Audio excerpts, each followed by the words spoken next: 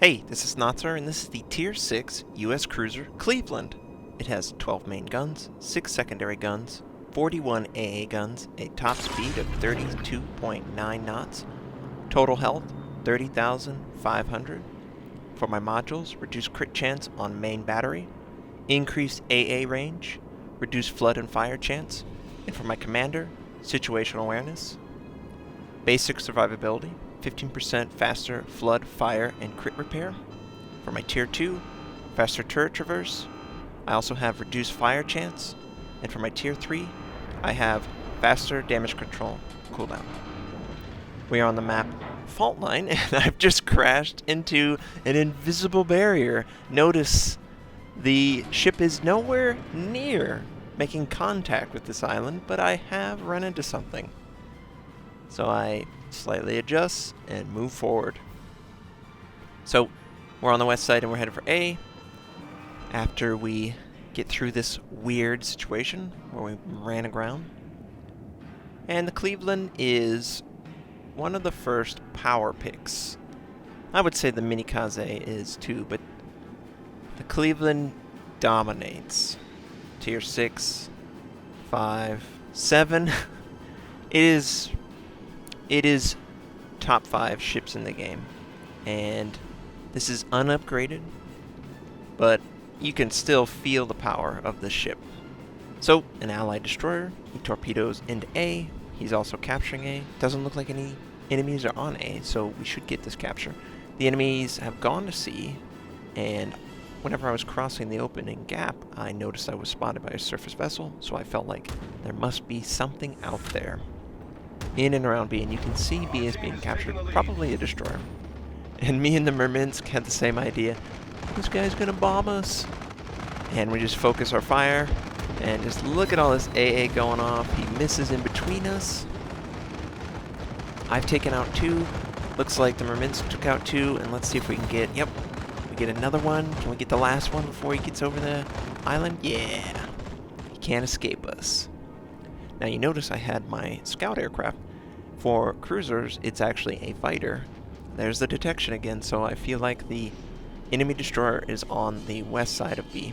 Anyway, the fighter aircraft will hold enemy aircraft that come close to my ship, and they'll make, bombers less accurate, and it'll give me a chance to have more AA on the target. So it's important to have it up pretty early. It's not like the battleship scout where you don't want to put it up immediately. It's really useful to fight the initial carrier attack. And I see this Cleveland, he's my counter, Tier 6 U.S. cruiser. He's got the zebra camo, so my guns will be a little less accurate, but you can't tell. We do 3,600 points of damage. We're doing great DPS. We haven't lit him on fire. That's really what we want to do. But we also don't want to die. And there's 2 enemy battleships over there, and they have great fire on me. And I was just seeing, and I miss a little bit, I get a little bit. It's a mediocre shot. As we move up in these tiers, these are longer and longer shots, and they require more skill to aim accurately. The enemy also has more time to maneuver. So as you get up in these tiers, you're going to notice that it's going to be harder to get as many points of damage that you usually do, or it's harder for you to successfully destroy an enemy at long range, and it's just a skill that you have to improve. And I see that he's very close. This is textbook AP scenario, so I switch. You always want to fire your last salvo. You don't want to waste that. But we're ready to go with AP. And the camera bugs out again. But no matter, we take him out. So, enemy Cleveland, a power pick in this game, I'd say. I think the top tier is Tier 6. You really can't go killing yourself that early. He was probably just a little too aggressive. Didn't expect people to hang around in that gap. I see from time to time the southern spawn moves up the 3-4 line. Well, guess what? I was there. And I'm headed to B, because P is wide open. and I don't want them to win. One way to win a game is to leave pressure off of the capture points, because it's just free points for the enemy. And there's only really this battleship that can fire on me, and he's not interested in me at all. He's firing at someone else. And I got HE loaded again. Don't want to use AP against a battleship, especially 152 millimeter guns. These guns are pathetically small, but you can benefit from all of those secondary gun, what they used to be in closed beta, talents for your crew skills. I believe there's a tier 1 that increases the rate of fire, and there's a tier 5 that increases the range. So you can kind of get a lot of cool things from the systems put in place that you could not normally get on high tier cruisers because their caliber goes above 155 millimeter. So this enemy cruiser's like kind of screwed. He's out in the open. I'm using this island to screen the enemy battleship from firing on me. It's very important that you use all your surroundings to your advantage. And this is another AP scenario. And I wanted to get one more shot, but I can't. You see, Friendly has scouted that he dropped torpedoes in the water, so I have slowed down. I'm turning.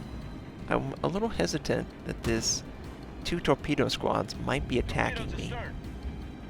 So here I am. I'm extending the time I'm behind the island.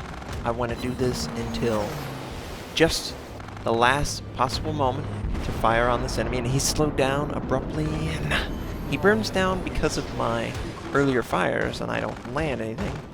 But we're able to do a lot of damage to the enemy torpedo bombers. And we're capturing B. We haven't taken fire too. It's very important.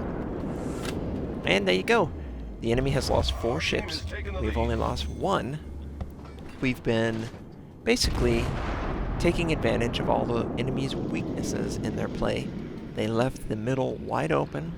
It was just an enemy destroyer at the beginning of the game. Ooh, we set the enemy Wyoming on fire. He's probably going to use damage control. Yep, he uses damage control. So he's going to be he's immune to that fire. He'll probably be immune to this salvo if it were to set him on fire, but then after that we can take advantage of fires on the ship. And he's disinterested in firing on me. It's very weird. I know there's enemy battleships by my base. Yeah, there we go. We set him on fire. As you can see, there's a gap just north of B, and they've been sitting there. But I'm very close to him, and I'm doing pretty good damage to him. And now he's interested in firing on me, finally. And I'm trying to make for this gap in between the islands, and I want to use it to hide my ship, and conveniently, I discover that the 2 carriers have moved this way, so they have just moved themselves into the worst possible position on the map. Because of Cleveland, with the rate of fire, will murder any carrier that they might run across. And we're just trying to get a couple more shots on this guy until we can't help at all. He's gonna burn down, and now we feel pretty comfortable. These 2 guys are in the open. Yeah, sucks to be you guys. I would love to set them on fire. And that's what I aim to do. Now, ideally, you would be landing the shots on the deck. I believe there's a modifier for the deck of the carriers to have a higher chance of catching on fire. We take out his propulsion. He has to repair that. He slows down a little bit, and I don't compensate with this shot, unfortunately. I probably could have done a little bit more damage. Now, addressing the threats correctly, this Furutaka Tier 5 Japanese cruiser shows up.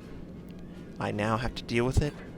Yes, the carrier is juicy, juicy piñata with tons of candy inside, but I don't want to die, and they can't kill me right now. So, of course, I switched to him. I have HE loaded. I switched to AP because Japanese cruisers don't really have a lot of armor, but he's angled a little harsh, and it shows. You heard that kind of metal blade? That basically means that the AP was ineffective. And you saw barely 700 points of damage. You know, not even that. It's just... With 152 millimeters, you really only have a couple targets where AP could be useful. You just don't have the caliber to penetrate a lot of the armor that exists. And any angling whatsoever is going to make it almost impossible to penetrate. But conveniently, he's broad with us. This is a great shot. Great chance for AP, and yes, 2 Citadel penetrations, and we kill him. Now, I should switch to HE here, because I'm not going to get the kind of downward plunging fire into the Citadels I would like. I am more effective with HE against the carrier right now. And, you know, it's just very minimal damage. And if I switched to HE, I'm just not seeing the numbers I want. I was hoping I could just get a Citadel and blow him up. But it just wasn't going to happen. And he's sailing real weird. He's like stopping and starting. I think his propulsion is getting knocked out by someone. But we line up. This looks like a good shot. Maybe we'll have a chance to kill him. And we do. And we would have killed him if no one would have touched him. That was a great aim. So, here's the Cleveland. You know, 4 kills, 184 targets hit, 2 Citadel. I love this ship. I just wish I had more great games like this. A lot of times I'll be doing tons of DPS and no kills to show for it. I hope you guys enjoyed seeing, oh man, 90k all total worth of damage. I hope you guys have a great day, and I'll catch you guys next time.